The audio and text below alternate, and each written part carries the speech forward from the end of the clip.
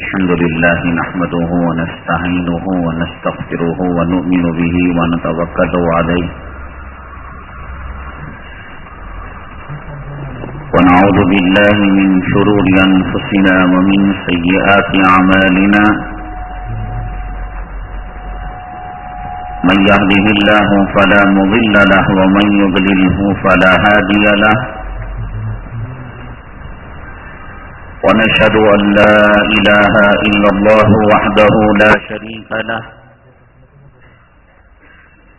ونشهد أن سيدنا ومولانا محمدا عبده ورسوله صلى الله عليه وعلى آله وأصحابه وبارك وسلم تسليما كثيرا كثيرا أما بعد فأعوذ بالله من الشيطان الرجيم بسم الله الرحمن الرحيم يا أيها الذين آمنوا اتقوا الله وكونوا مع الصادقين قال النبي صلى الله عليه وسلم خيركم من تعلم القرآن وعلمه أو كما قال النبي عليه الصلاة والسلام رب اشرح لي صدري ويسر لي أمري واحلل عقدة من لساني يفقهوا قولي اللهم صل على سيدنا مولانا محمد في أول كلامنا اللهم صل على سيدنا مولانا محمد في أوسط كلامنا اللهم صل على سيدنا مولانا محمد في آخر كلامنا معزز سامعین کرام، اللہ تعالیٰ کا بے انتہا کرم ہے، اللہ تعالیٰ کا احسان ہے۔ اللہ تعالیٰ نے محض اپنے فضل سے، کرم سے، مہربانی سے ہماری زندگیوں میں ایک اور مرتبہ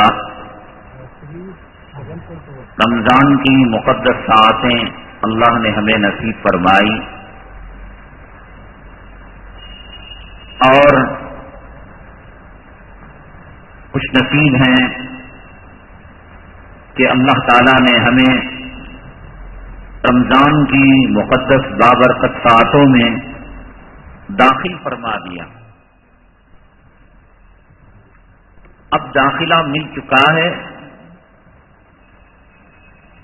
ختم کو پہنچے نہ پہنچے کامیابی بھی تو مل چکی ہے، اس لیے کہ جہنم کے دروازے بند ہو چکے ہیں، شیاطین قید ہو چکے ہیں۔ اللہ کی رحمتیں، اللہ کی برکتیں اور اس کے خصوصی عنایتوں کی برسات ہو چکی ہے، اب داخل ہو چکے ہیں۔ کمی دامن پھیلانے کی ہے، کمی دست سوال دراز کرنے کی ہے، اس طرف سے کوئی کمی نہیں ہے۔ اسی لیے جناب محمد الرسول اللہ صلی اللہ علیہ وسلم نے ارشاد فرمایا، جو رمضان کی برکتوں سے، خیر سے محروم ہے، اس سے بڑا منحوس، اس سے بڑا بدبخت اور اس سے بڑا محروم کائنات میں کوئی اور نہیں۔ وہ دینے پر آئے یہ نہ لے، وہ جنت میں پہنچانا چاہے یہ پیٹھ دکھائے، وہ گناہوں کو معاف کرنا چاہے، وہ ہمیں بری کرنا چاہے مقدموں سے، اور ہم اس کی طرف توجہ نہ کریں، یقیناً اس میں کوئی شک نہیں ہے۔ الحمدللہ رمضان کی بابرکت ساعتوں میں ہم داخل ہو چکے ہیں، اور رمضان المبارک کی پہلی تراویح اللہ کا پاکیزہ مقدس معطر خوشبودار کلام ہمیں نصیب ہو چکا ہے۔ سورج جب نکلتا ہے تو اسے طے ہے کہ اس کا غروب ہونا ہے، کچھ گھنٹوں کی تاخیر کے ساتھ یا کچھ گھنٹے پہلے اس کا نکلنا یہ اس بات کی علامت ہے کہ اسے زوال آنا ہے اور اسے غروب ہونا ہے. اللہ کی کوئی مخلوق پیدا ہوتی ہے، طے ہے اس کو مرنا ہے. کل من علیہا فان ویبقى وجہ ربک ذو الجلال والاکرام. جو چیز پیدا نہیں ہوئی اس کے بارے میں کچھ نہیں کہا جا سکتا. پیدا ہوئی ہے، مرنا یقینی ہے.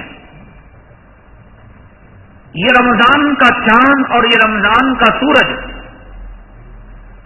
جس طریقے سے یہ دنیا کا چاند اور دنیا کا سورج کافر پر سے ہو کر گزر جاتا ہے، مشرک پر سے ہو کر گزر جاتا ہے، اللہ کے فرمانبردار بندوں پر سے ہو کر گزر جاتا ہے، اللہ کے نافرمان بندوں پر سے ہو کر گزر جاتا ہے، اسی طریقے سے یہ رمضان کا چاند اور یہ رمضان کی برکتیں رحمتیں دونوں پر سے گزرتی ہیں.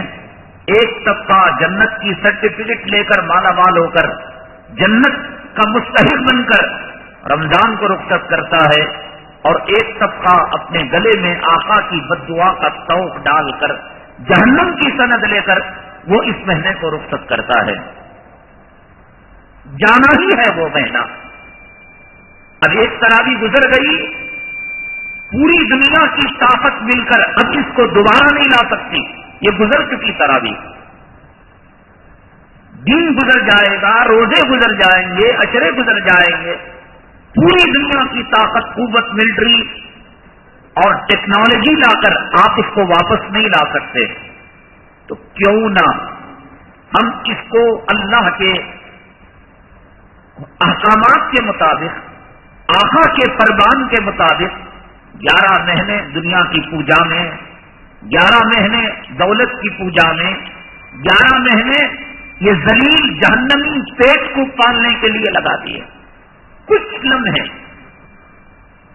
کچھ گھنٹے نمازوں کا اہتمام، نوافل کا اہتمام، تہجد کا اہتمام، اوابین، اشراق جو اور دنوں میں نہیں پڑھا کرتے تھے، آقا نے فرمایا کہ اس مہینے کے اندر نوافل فرض کے برابر ہو جاتے ہیں اور فرض کا درجہ 70 فرائض کے برابر ہو جاتا ہے. سحری کوٹتے ہی ہیں، کچھ نظام ایسا بنائیں 2-4 رکعتیں تہجد کی. وتر تو ہو چکی ہے، وتر دوبارہ پڑھنے کی ضرورت نہیں ہے. یہ خاص اللہ کا انعام کہ اللہ نے وتر جماعت کے ساتھ تراویح کے بعد، عشاء کے بعد اللہ نے رمضان ہی میں رکھی ہے، اور اوقات میں نہیں پڑھ سکتے.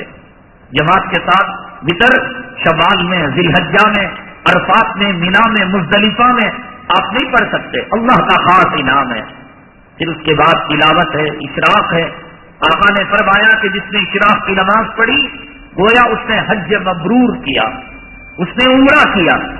چاش کی نماز ہے، سو کر اٹھنے کے بعد، دکان کو جانے سے پہلے، کارخانہ جانے سے پہلے، آفس جانے سے پہلے وضو کرے اور 4 رکعت آپ چاش کی نماز پڑھیں.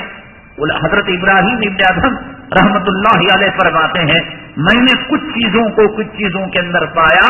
میں نے زندگی کی خیر و برکت، روزی کی خیر و برکت چاش کی نماز میں پائی. رمضان کا مہینہ وہ ہے، اس میں جیسی عادت آپ ڈالیں گے 11 مہینے یہ عادت آپ کو چلے گی.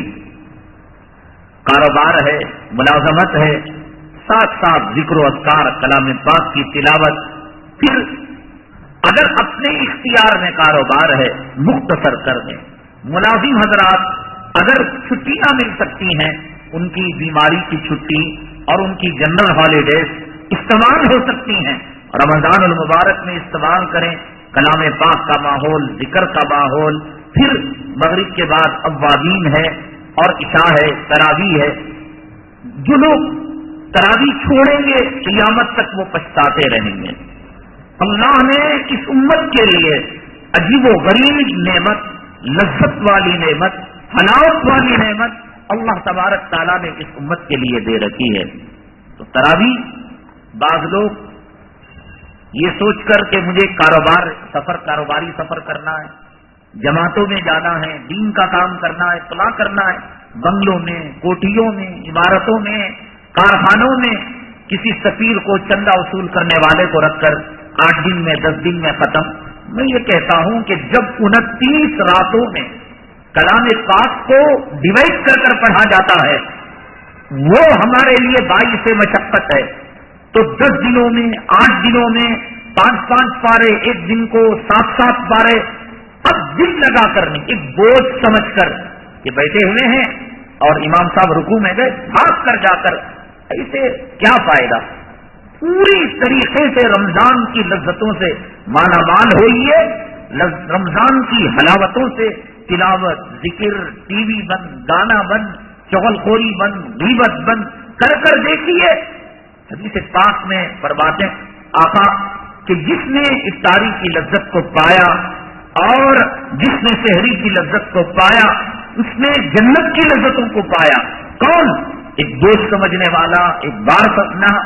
اس کو دل لگا کر کیجیے. جب پڑھنا ہے دل لگا کر، پورے کام آگے پیچھے کر کر ایک بوجھ سمجھ کر 8 دن میں 10 دن میں کر لیا نہ، اس میں کیا دل لگے گا؟ اور اللہ کا یہ گھر ہے جس کو حدیث میں آقا نے فرمایا زمین میں سب سے بہترین جگہ اللہ کے گھر مساجد ہیں. اس مسجد کی رحمتیں، اس مسجد کی برکتیں کہاں کسی کارخانے میں ملیں گی، کہاں کسی اپارٹمنٹ کے اندر ملیں گے؟ یہاں کی نورانیت، یہاں کے فضائل، یہاں داخل ہوتے ہیں اللہم افتح لی ابواب رحمتک. جہاں کارخانے میں نماز پڑھی جا رہی ہے، اپارٹمنٹ میں تراویح پڑھی جا رہی ہے، وہاں آپ یہ دعا پڑھیں گے اللہم افتح لی ابواب رحمتک، اللہم انی اسألک من فضلک، بسم اللہ دخلت ونویت سنت الاعتکاف. وہاں فرشتے کیا ہمارے لیے دعائیں کریں گے؟ جب زندگی عبادت کے لیے ہے تو کیوں اس عبادت کے مہینے کے اندر ہم کوتاہی کریں؟ اسی لیے الحمدللہ ہمارے اکابرین کا یہ مشغلہ رہا ہے کہ پہلے تو یہ ہوتا تھا کہ تراویح میں ہر 4 رکعت کے بعد جو ترویحہ ہوتا ہے ہمارے بزرگان دین اس میں واعظ و نصیحت کیا کرتے تھے، ذکر و اذکار کی تلقین کیا کرتے تھے. لیکن اس میں یہ ہونے لگا جانے کہ تراویح کا وقفہ زیادہ ہونے لگا، مطلب 2 گھنٹے 2.5 گھنٹے، بیچ میں بیان پھر 4 رکعت، پھر بیچ میں بیان پھر 4 رکعت. تو اب دیکھیں کہ لوگ بھاگ رہے ہیں تو اس بیان کو اٹھا کر آخر میں کر دیا گیا. حدیث پاک میں آقا نے فرمایا کہ اگر کچھ لوگ مل کر رات بھر عبادت کریں، میں اور آپ مل کر 2 رکعت، ایک طبقہ سورہ یاسین کا ختم، ایک طبقہ درود پاک، ایک طبقہ لا الہ الا اللہ، مختلف حلقے ہیں اور مختلف حلقے مختلف عبادتیں کر رہے ہیں، تو ساری رات ان کو عبادت کرنے کا جو اجر ملتا ہے، ہم لوگ یہاں پر بیٹھ کر کچھ دیر دین کی بات کہہ لیں، سن لیں اور دین کا مذاکرہ کر لیں. آقا نے فرمایا کہ رات بھر نوافل پڑھنے کا ثواب اللہ کچھ وقت دین کی بات سیکھنے سکھانے پر برہمت فرما دیتے ہیں. یہ وقت بڑا قیمتی وقت ہے اور عام دنوں میں ساری رات نوافل پڑھنے کا ثواب اور رمضان میں نفل کا ثواب فرض کے برابر. گویا ہمارا یہ بیٹھنا رمضان المبارک میں تراویح کے بعد، وتر کے بعد ساری رات فرائض پڑھنے پر اللہ جو اجر دیتے ہیں رمضان المبارک کے اندر، اللہ وہ اجر ہمیں نصیب فرماتے ہیں اور وہ ثواب اللہ تعالی ہمیں نصیب فرماتے ہیں. ایک بات یاد رکھیے گا، ہدایت کے لیے اللہ تعالی تک پہنچنے کے لیے، جنت تک پہنچنے کے لیے جو سب سے پہلی منزل ہے وہ منزل ہے کانوں سے دین کے بات سننے کی. اسی لیے حضرت نوح علیہ الصلوۃ والسلام نے جب قوم کو آپ نے دعوت و تبلیغ کی، آپ نے دین کی بات پہنچائی، توحید کا پیغام پہنچایا، تو سورہ نوح اٹھا کر دیکھیے کہ انی کلما دعوتہم لتغفر لہم جعلوا اصابعہم فی آذانہم، اے اللہ جب کبھی میں نے دین کی بات ان کے سامنے رکھی، جعلوا اصابعہم فی آذانہم، اپنے انگلیوں کو اٹھا کر انہوں نے کانوں میں رکھ لیا. سب سے پہلی بدبختی، سب سے پہلے محرومی کہ آدمی دین کی بات سے محروم ہو جائے. دین بعض لوگ سمجھتے ہیں بھائی جب ہم داڑھی رکھنا نہیں ہے، سود سے بچنا نہیں ہے، گناہوں سے بچنا نہیں ہے، تو پھر دین کی بات سن کر فائدہ کیا؟ یہ دونوں چیزیں الگ الگ ہیں. دین کی بات سننے کا ثواب الگ ہے اور اس پر عمل کرنے نہ کرنے کا معاملہ الگ ہے. یہ شیطانی وسوسہ ہے کہ جب ہمیں دین پر چلنا نہیں ہے اور آقا کی سنتوں پر عمل کرنا نہیں ہے تو پھر مجلس میں بیٹھ کر فائدہ کیا. اصل میں یہ شیطان وسوسہ ڈالتا ہے. جعلوا اصابعهم فی آذانہم، انگلیوں کو اپنے کانوں میں ڈال لیا. واستغشوا ثیابہم، اپنے کپڑے کو آڑا کر لیا. واصروا واستكبروا استكبارا، اور انہوں نے مغروری کی، تکبر کیا دین کی بات سننے سے. یہ ہمارا سننا اللہ تعالیٰ کا انتخاب ہے، اللہ تعالیٰ کا سلیکشن ہے. یہ مجلس اور اس مجلس کے اندر دین کا مذاکرہ ایسا نہیں کہ آپ بیٹھ گئے، میں کہنے کے لیے بیٹھ گیا. دنیا میں ہزاروں لاکھوں لوگ ہیں جن کو اللہ نے کاروبار کے لیے لگا دیا، جن کو اللہ نے جانوروں کا پاخانہ صاف کرنے کے لیے لگا دیا، اور جن کو اللہ نے جو ہے ذلیل اور حقیر مال و دولت کے پیچھے لگا دیا. یہ اللہ کی ذرہ نوازی اس نے اپنے محل میں اور اپنے گھر میں ہمیں بلایا اور ایسی مہمان نوازی کی کہ قرآن سنایا، اور پھر قرآن کی آیتوں کا ترجمہ، بزرگان دین کے واقعات، اور پھر رمضان وہ مہینہ کہ جس کے اندر اللہ تبارک تعالیٰ دل کو نرم کر دیتے ہیں ہدایت کے لیے. دل کو صلاحیت پیدا ہوتی ہے دل میں ہدایت کو اخذ کرنے کے لیے. اسی لیے آسمانی جتنی کتابیں نازل ہوئی وہ تمام کی تمام آسمانی کتابیں اللہ نے رمضان کے مہینے میں نازل فرمائی. قرآن شریف کو اللہ نے نازل فرمایا شہر رمضان الذی انزل فیہ القرآن. قرآن رمضان وہ مہینہ ہے کہ اس میں اللہ نے قرآن کو نازل کیا. رمضان اور قرآن، رمضان اور ہدایت، رمضان اور صراط مستقیم، رمضان اور اللہ کی محبت، رمضان اور جنت، اس میں بہت مناسبت ہے. اس لیے یہ لمحات بڑے قیمتی لمحات ہیں. یہاں سے جو لوگ راہ فرار اختیار کرتے ہیں اور پھر دکھا کر چلے جاتے ہیں، وہ کوئی اپنی بیوی کی یاد میں آج تک انہوں نے کوئی تاج محل نہیں بنایا، اور دبئی کا خلیفہ برج جو دنیا کی سب سے بڑی عمارت ہے انہوں نے نہیں بنایا. اگر وہ یہاں سے بھاگ کر بیوی کی یاد میں تاج محل بنا لیتے، یا یہ کہ خلیفہ برج جو دبئی کی سب سے بڑی عمارت ہے، تو چلو ایک ریکارڈ تو انہوں نے کر دیا، بھاگ کر بھی تو کچھ نہیں کیا. یہاں بیٹھے بٹھائے رہیں گے، اللہ کی رحمتوں سے مالا مال ہوں گے. وہ حدیث پاک آپ نے کئی مرتبہ سنی ہوگی کہ آقا نے فرمایا کہ جس جگہ پر بیٹھ کر دین کا مذاکرہ ہوتا ہے اس مجلس میں اوپر اللہ جو ہے فرشتوں کو بھیجتے ہیں جو اپنے رحمت کے پروں کو پھیلا لیتے ہیں. اب چیخ و پکار ہو رہی تھی خطیب صاحب کی مقرر کی. ایک آدمی اپنے دکان سے مکان جا رہا تھا. کہا کہ کیا کوئی لطیفہ سنائی دے رہا ہے، کوئی واقعہ پیرانے پیر کا سنائی دے رہا ہے، چلو سن لیں اور آگے بڑھ جائیں. تو وہ کھڑے کھڑے سن لیا اور پھر چلا گیا. اب یہ فرشتے اللہ کے پاس گئے. اللہ تعالیٰ نے پوچھا کہاں سے تشریف؟ اللہ کو سب معلوم ہے. اللہ تبارک تعالیٰ اتمام حجت کے لیے اس مجلس کا مقام اور مرتبہ بلند کرنے کے لیے، بچہ کچھ پڑھ رہا تھا، ماں نے سن لیا، باپ نے سن لیا، دادا نے سن لیا، نانا نے سن لیا، لیکن اچھا لگا تو پھر اس بچے کو کسی اور کے سامنے پیش کر کر تم کچھ کہہ رہے تھے، کہو کیا پویم تم پڑھ رہے تھے، کیا تحیات تم پڑھ. اب اچھا لگا. اللہ کو اچھا لگتا ہے اس مجلس کا ذکر کرنا. فرشت جو ہے عرش کے فرشتوں کے پاس کہاں سے آئے؟ اس مجلس کیا ہو رہا تھا؟ جنت کو دیکھا نہیں دیکھا یاد کر رہے تھے. کیا ہو رہا تھا؟ جہنم کا تذکرہ. کیا جہنم کو دیکھا نہیں دیکھا یاد کر رہے تھے، ڈر رہے تھے. اللہ فرماتے ہیں میری عزت کی قسم، میرے جلال کی قسم، فرشتوں تم گواہ رہو کہ ہم نے اس مجلس سے اٹھنے سے پہلے ان تمام اہل مجلس کو مغفرت کا پروانہ دے دیا. اتنی دیکھی تو وہ کہنے لگے ایک آدمی تو وہ تھا جو دکان سے ہو کر اپنے مکان کو جا رہا تھا، ہاتھ میں سودا تھا، ٹماٹر تھا، پیاز تھی، آلو تھا.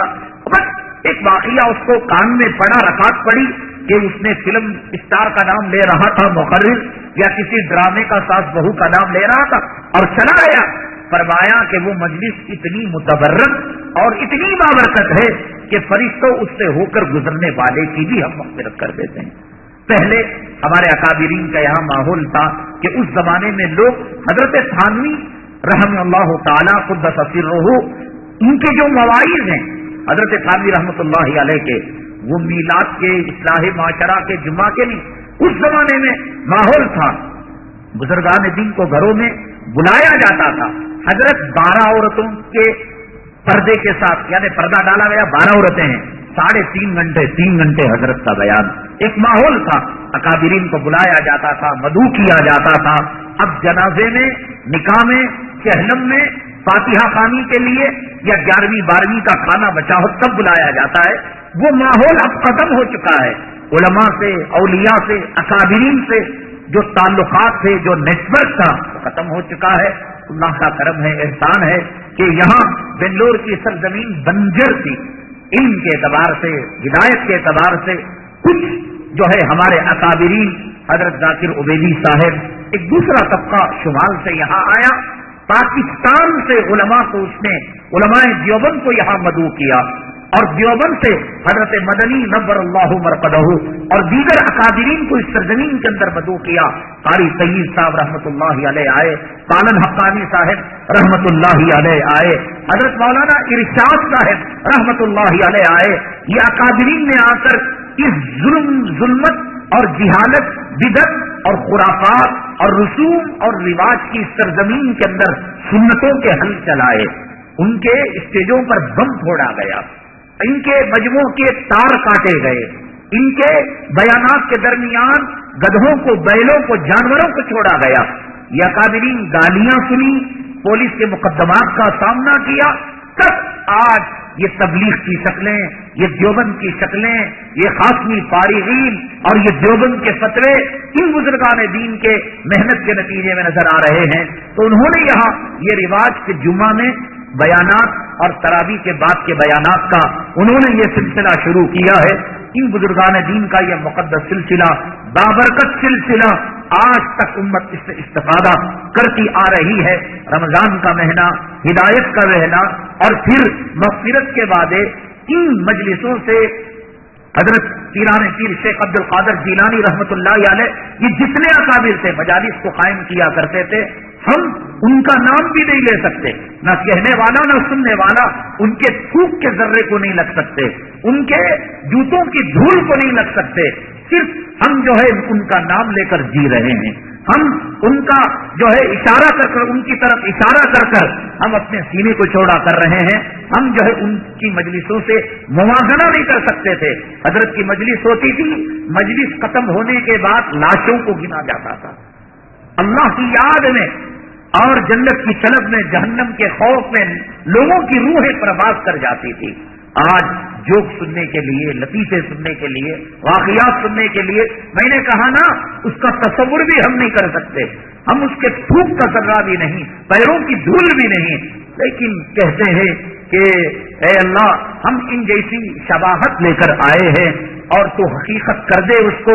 ہم جو ہے ظاہر لے کر آئے ہیں. ہم اتنا ہی کہہ سکتے ہیں کہ اس جیسی شکل، اس جیسی مشابہت ہم بنانے کی کوشش کر رہے ہیں جس سے ہدایت کے 7 قسم پھوڑے ہیں.